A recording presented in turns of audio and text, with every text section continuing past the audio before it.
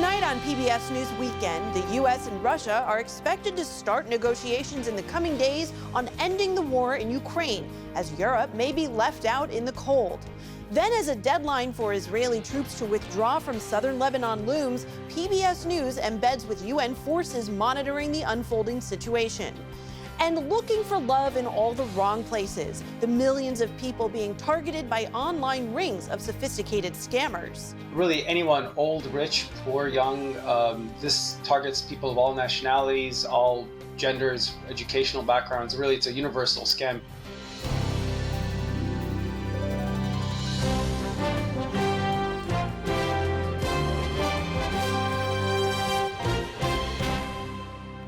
Major funding for PBS News Weekend has been provided by... In 1995, two friends set out to make wireless coverage accessible to all. With no long-term contracts, nationwide coverage, and 100% U.S.-based customer support. Consumer Cellular. Freedom calls.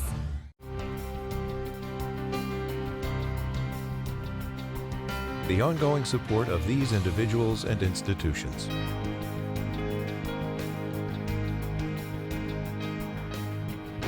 And friends of the NewsHour.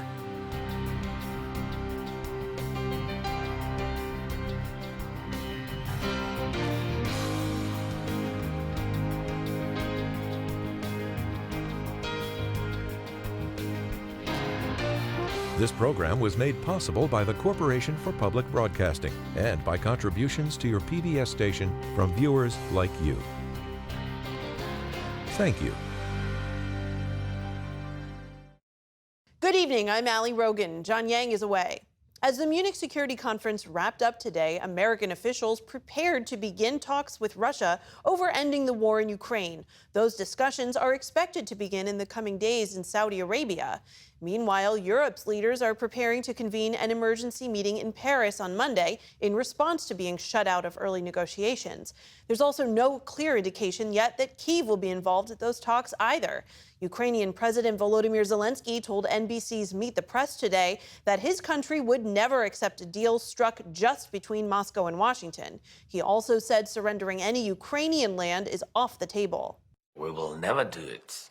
It's not about any negotiations. We will never speak about it. Even Crimea, you seem to have acknowledged even Crimea, we will never recognize it. Because in years, all things which are Ukrainian will be Ukrainian. Kurt Volker served as the U.S. Special Representative for Ukraine negotiations under the first Trump administration and was the U.S. ambassador to NATO under President George W. Bush. Kurt, thank you so much for being with us. What are your expectations for these talks in Saudi Arabia, especially given that neither Ukraine nor European representatives at this moment, we understand, are invited to attend? Well, first off, we've had bilateral meetings with Russia, with Ukrainians, with Europeans all the time. So I don't see this as particularly outside the box. And we just had Secretary of Defense Pete Hegseth at NATO. We had Secretary of State Rubio and Vice President Vance in Munich meeting with allies. We had President Trump calling President Zelensky. J.D. Vance met with President Zelensky. And I think all of this is about trying to get the Russians to the table so that we can engage them in a process to try to stop the war. There is no process at the moment. There's no table that anyone's excluded from.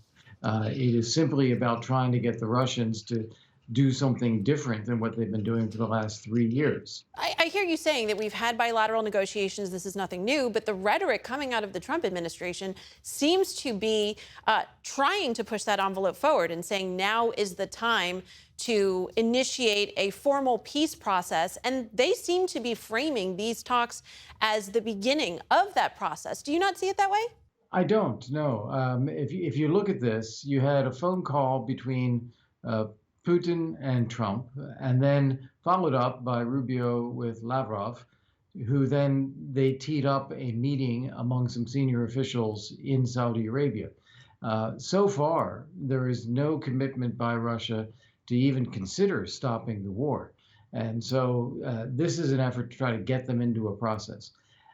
As this evolves, I'm not sure that there will be a single table. I don't necessarily see that there's going to be some conference hall in Vienna where everybody sits down and everybody negotiates. I think it's going to be a combination of pressure, maybe some incentives, phone calls between leaders, engagement among leaders, and the various sorts of meetings that we always engage in. I think that's a more realistic set of expectations than one formal single negotiating process. Questions about the makeup of the table aside, do you think President Volodymyr Zelensky of Ukraine has the same leverage now that he may have had if, for example, we were to have entered into this phase under the Biden administration? Well, leverage is the wrong word in the case of President Zelensky because he is fighting the right fight. He is defending his country. He's defending Europe. He is the victim of external aggression. And everyone knows that the U.S. and Europe have helped him for a long time. But the reality is that this war did not end over the last 3 years. Russia continues its attacks. And what President Trump is trying to do, as I see it at least, is trying to engage with Russia because Russia's the problem. Russia's the one that has to agree to stop the war. Now, in terms of how we play this, I do think that what you just played in that clip from President Zelensky, ceding territory to Russia, that would be a mistake. And he said we will never recognize it, and that's the key point. We may have to realize that there's no military way to recover all the Ukrainian territory right now. So we may end up with a situation where it's not recognized, it's Russian occupation, no one accepts it, but we pursue the return of that territory by other means. But meanwhile, we get a pause in the fighting so people stop dying. I think that's where President Trump is trying to drive this. We're going to have to leave it there. Kurt Volker, former U.S. Special Representative for Ukraine negotiations under the Trump administration. Thank you so much for joining us. Thank you, Ali. The future of Ukraine took center stage at Munich Security Conference over the last few days. Before the U.S. announced it would meet with Russian officials, our foreign affairs correspondent and defense correspondent Nick Schifrin sat down in Germany with Canadian Foreign Minister Melanie Joly.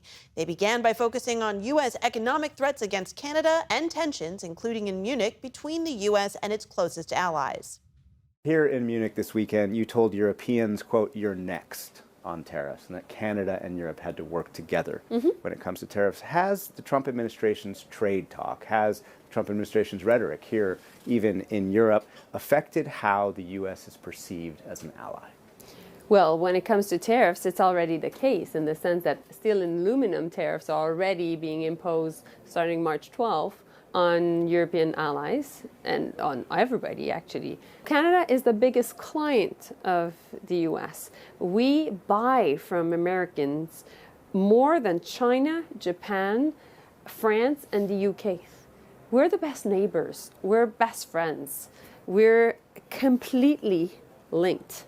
And so, of course, if it happens against Canada, it will happen against Europeans. President Trump has paused the 25% tariffs that he threatened on Canada for 1 month. You called those 25% tariffs, quote, an existential threat. Do you believe that President Trump will impose the tariffs?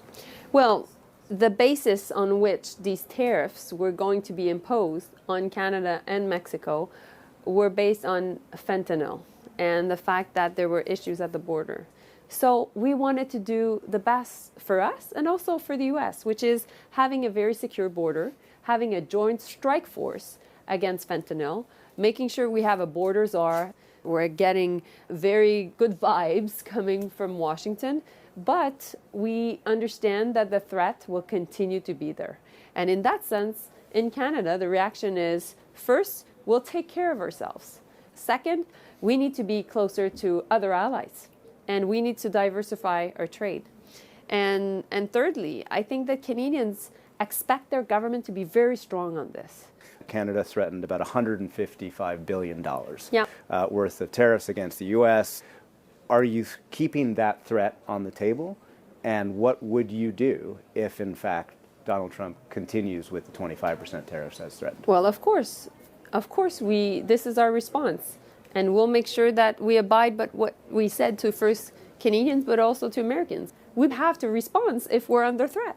This weekend, you chaired the first G7 foreign ministers meeting this year, mostly focused on Ukraine, I'm told. And this week, Secretary of Defense Pete Hegseth said that Ukraine probably would not be able to recapture all its occupied territory and would probably not join NATO. Vice President Vance, at the end of the week, said, maybe U.S. troops could even be sent into Ukraine.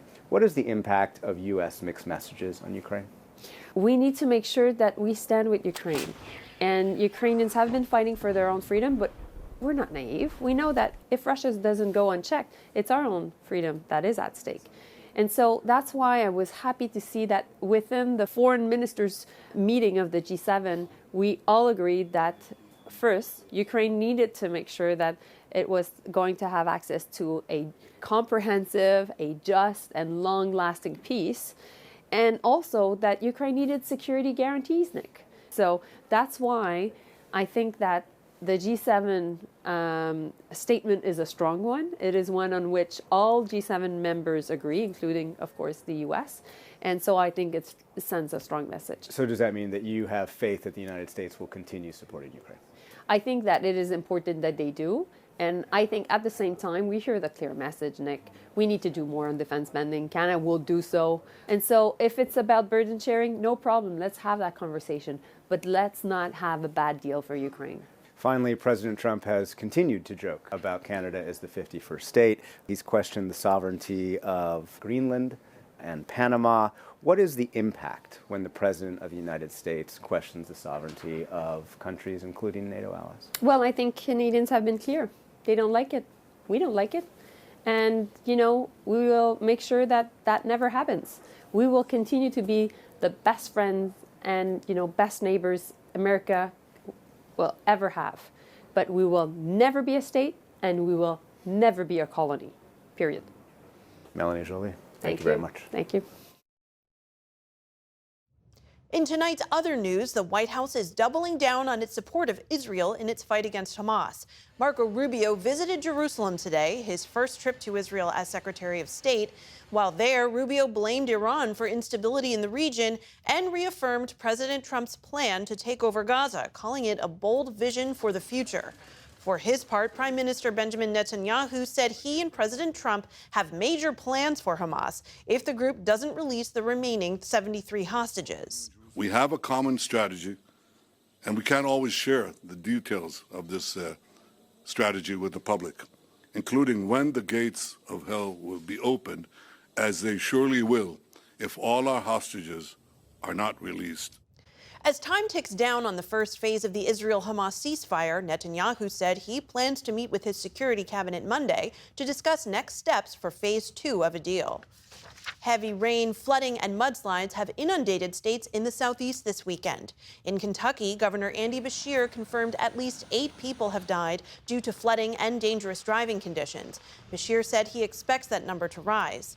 In West Virginia, 10 counties are under a state of emergency, and in rural Virginia, mudslides have forced road closures.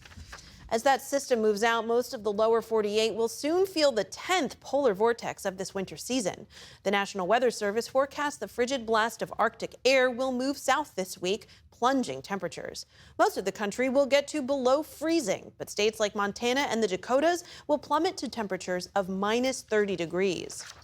After attending last week's Super Bowl, President Trump showed up at another popular sporting event, this time the Daytona 500. Mr. Trump traveled from Palm Beach to Daytona, where he received an enthusiastic welcome from the crowd. The presidential limousine then took a loop around the famous speedway, followed by Secret Service, pace cars, and the racers themselves. This is Mr. Trump's second time attending the Daytona 500 as president. Still to come on PBS News Weekend. As the deadline looms, the withdrawal of Israeli forces from Lebanon remains uncertain. And the lucrative world of online romance scams. Who's behind them and who's most at risk? This is PBS News Weekend from the David M. Rubenstein studio at WETA in Washington, home of the PBS NewsHour, weeknights on PBS. This week is the deadline for Israeli troops to withdraw from southern Lebanon. Tuesday is the agreed-upon date, but Israel already missed one previous deadline at the end of January, and it's indicated it will remain in some strategic areas along the border, raising fears of a prolonged occupation. U.S. Central Command, which chairs the ceasefire committee, reiterated on Friday it expects Israel to hand over control of all population centers by the Tuesday deadline. Special correspondent Simona Foltine has our report from southern Lebanon, where she embedded with UN forces. In southern Lebanon, UN peacekeepers watch over a fragile ceasefire. Lieutenant Colonel Shane Rockhead leads the Irish battalion here. We're about 6 to 7 kilometres from the Blue Line. The Blue Line is the UN's demarcation line separating Lebanon and Israel. For decades, this UN mission, called UNIFIL, has been stationed here to keep hostilities between Israel and Hezbollah at bay. Our job here is to be the eyes and ears of the international community and pass on whatever information we can see on the ground in relation to violations. And the violations have been many. Almost 3 months after the ceasefire came into effect, Israel still occupies Lebanese territory and is likely to stay past a second deadline. The delays have sparked fierce opposition from Hezbollah and Lebanon's newly formed government. UNIFIL has been caught in the middle. It's been tense, it's been unpredictable. There's been a lot of movement of the civilian population out of the area of operations. There's been a lot of kinetic activity here, and it's been difficult to operate as a UN peacekeeping force in those conditions. While Hezbollah has stopped firing rockets into northern Israel, the Lebanese government accuses Israel of hundreds of attacks on Lebanese soil since the truce began in November. UNIFIL doesn't have the mandate to enforce the ceasefire. Its job is to monitor and report violations. But even that has become more challenging in recent months as it faces growing movement restrictions, especially from the Israeli side. To access Lebanese areas under the IDF's control, UNIFIL must obtain Israeli permission. We are given permission for certain conditions if we need to go to a UN position that will go through that particular village or around that village. We request permission to travel in those locations. Freedom of movement for the UN and in assistance to the LAF, the freedom of movement of both of us in the area of operations is difficult at the moment. There are a number of roadblocks, there are a number of conditions that are set that mean that we can't go into certain locations, and that's been frustrating as a commander here. As a result, UNIFIL was unable to take us close to the Blue Line, where Israeli troops are still stationed. Instead, we headed to the nearby town of Tibnin, passing through villages where Hezbollah enjoys widespread popular support. This area has historically been a Hezbollah stronghold, and there's quite a bit of suspicion among locals towards UNIFIL, which is perceived by some as siding with Israel. So the peacekeepers are trying their best to reach out and build trust with local communities. The peacekeepers visit a girls' orphanage that has been damaged in an Israeli strike. Its director, Ali Saad, is grateful for their support, but such positive attitudes towards UNIFIL are rare. During the conflict time, the recent conflict time, the people did not feel, the majority of the local community did not feel that UNIFIL was supportive to them, because their houses, all of the houses, even they are not military targets, they were blown up and damaged, and what was not blown up was burnt in front of UNIFIL eyes, and UNIFIL did not do or could not do anything. Distrust has further grown in recent months as Israel repeatedly violates the ceasefire with little condemnation from the international community. Some people have that feeling that why do UNIFIL do not treat both sides equal? Because all the pressure is put on the Lebanese side. As part of the truce, Hezbollah is to disarm south of the Litani River, in line with a 2006 UN resolution that was never implemented. Israel is saying that Lebanon has not kept its part of the deal. How easy is it for you to verify whether Hezbollah has disarmed south of the Litani River? That's a difficult question to answer. What we have seen over the last number of weeks is a decrease in the kinetic activity that's happening here in South Lebanon. Many of Hezbollah's fighters are from southern Lebanon and can easily blend into the civilian population. Is it possible to differentiate between fighters and civilians? when any armed element is embedded within the community, it's impossible to determine who's a fighter and who is just a normal civilian. Israel has said it'll remain here until Lebanon upholds its commitments under the ceasefire. Many fear that this could open the door for indefinite Israeli presence and perhaps give Hezbollah reason to take up arms again. For PBS News Weekend, I'm Simona Foltin in southern Lebanon.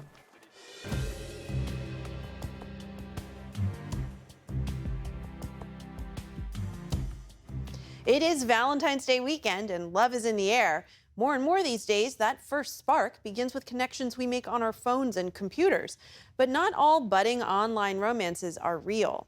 Scammers use texts and fake profiles to win the trust of people looking for love and fleece Americans of billions of dollars every year. I recently spoke to investigative reporter Cezary Podkul, who is writing a book about these scams, to understand how they work and who they target. In the process of doing my reporting on this, I've spoken to multiple victims who've lost over $1 million, many in the hundreds of thousands of dollars. The losses are really staggering. Really, anyone, old, rich, poor, young, this targets people of all nationalities, all genders, educational backgrounds. Really, it's a universal scam because of that psychological manipulation aspect. So I think all of us have to watch out for the red flags. They involve things like someone being just really friendly, coming out of nowhere and offering to teach you an investment opportunity, sometimes being pushy and forcing you to do things that you don't feel comfortable doing, like depositing more and more money into an investment opportunity that you start to suspect maybe not what you thought it was. So watching out for those things, and really just anyone online contacting you out of the blue, offering things that you're not aware of and weren't expecting, those are the things we should all be watching out for. And if you are caught up in one of these scams, what are the best ways that you have to get your money back? So first of all, if you are in the midst of this scam and you're still talking to someone, the best thing you can do really is to ask someone, show them hey, I'm talking with this person. Do you think it's real? Because if you're still doubting it, getting a second opinion from a trusted friend can really help you kind of realize, oh, wait, no, I am wrong. Then once you realize that you have been scammed, the best thing you can do is just report the crime, not only to your local police, but also to the FBI's Internet Crime Complaint Center. Find your local field office of the U.S. Secret Service and tell them about this crime. You're often not the only victim. These websites that are set up and they're active for many different weeks, sometimes months. And so if you report, you're not only helping yourself, but maybe also other victims, because law enforcement may then be able to cluster those cases together, seize larger amounts of funds, do the investigation. And you may find yourself a year or two later, you might end up finding out from law enforcement, hey, they were able to seize some funds, and it looks like you may have been part of the same fraudulent website that defrauded a lot of other people. So you're only doing yourself a favor by reporting the crime. You're doing yourself a disfavor by not reporting it. And what role does cryptocurrency play here? It's central. It's really the main way that criminals engage with victims, by convincing them to send their money using cryptocurrencies. Cryptocurrency transfers are instant, they're borderless, the money can go worldwide very quickly, and it's always on the move. So because of that, it's really important for fraud victims to not delay. As soon as they suspect that they may have been victims of cyber fraud, they should report that crime as quickly as possible so that law enforcement can get started tracing that flow of funds. The people who are reaching out to victims, in many cases, are often victims of human trafficking themselves, right? Yeah, not always, but in many cases, yes, because this is part of the business model, unfortunately. And the people behind it, largely, they're Chinese cyber criminal gangs that have been setting up shop in these countries and in many cases recruiting people through human smugglers into these scam centers to do the dirty work. What we're seeing is that people are often tricked online with promises of a well-paying job. And so many young people from other countries where they can't get that kind of salary, they'll jump at that opportunity. They'll fly to Thailand thinking they're going to be somewhere around Bangkok, but instead they get smuggled from there into what really can only be described as scam compounds, like entire buildings built and dedicated for the purpose of online scamming right across the border from Thailand to Myanmar. And it's really nothing short of a crisis, a human trafficking crisis, what we're seeing there. The Trump administration is working to shut down USAID and also reevaluate all foreign assistance money that goes out the door. How do you think that might impact efforts to combat these fraudsters?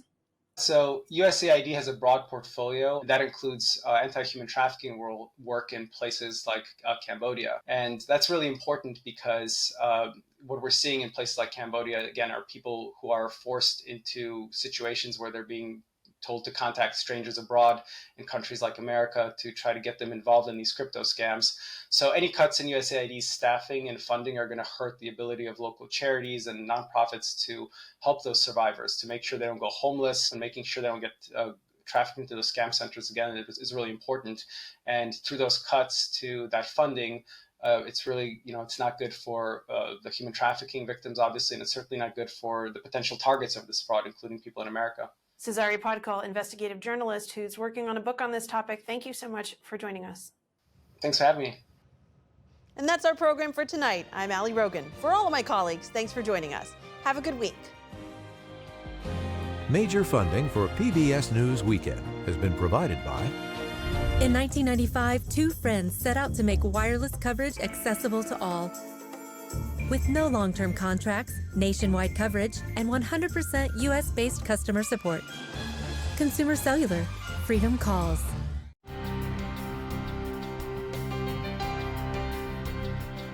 The ongoing support of these individuals and institutions.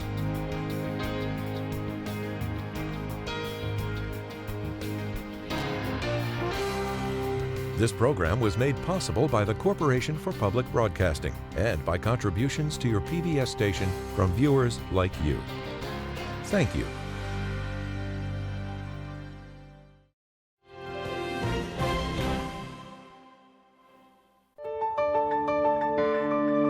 You're watching PBS.